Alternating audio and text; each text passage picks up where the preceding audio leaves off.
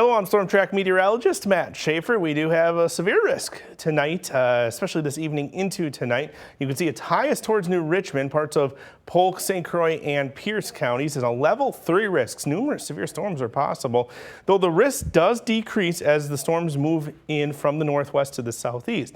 Much of the Chippewa Valley is in a level 2 risk, meaning a scattered severe storm is possible. And the Coulee Region, La Crosse and southeast specifically, kind of Black River Falls, La Crosse, Decorah, and southeast in a level 1 risk, meaning an isolated severe storm is possible. There is also a level 1 risk, mainly for the Coulee Region. La Crosse, and especially south of La Crosse, could have an isolated stronger storm in the evening tomorrow. Most of both areas do stay dry. It's not going to be widespread rain or storms, but a few could pop up and a few could be strong.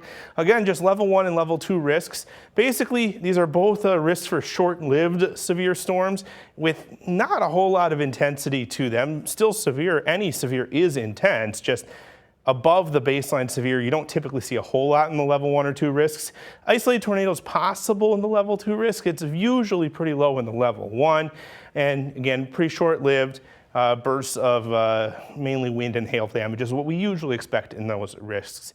Let's talk future track. Strong storms moving through this evening in the Chippewa Valley by about 8 o'clock. The line will be moving on in. Again, wind, hail, and maybe a few isolated tornadoes.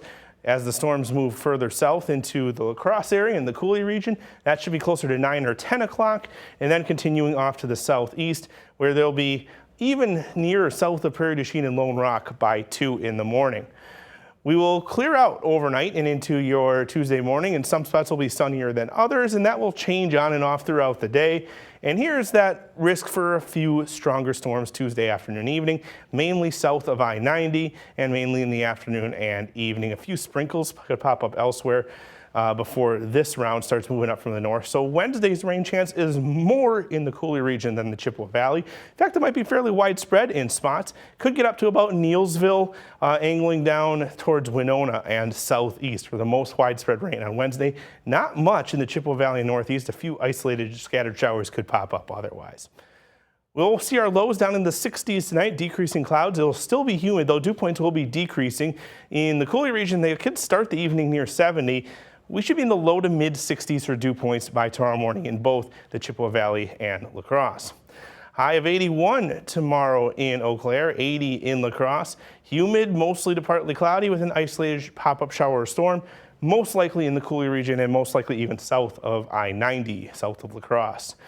Temperatures down a bit on Wednesday. Scattered showers for the Chippewa Valley possible, but the best chance is going to be in the Coulee region on Wednesday.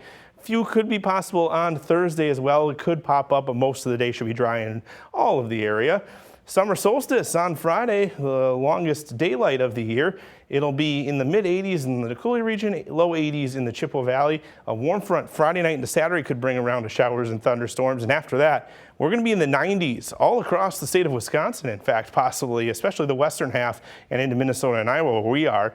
It'll at least be at 90, very close in the Chippewa Valley, likely in the 90s in La Crosse.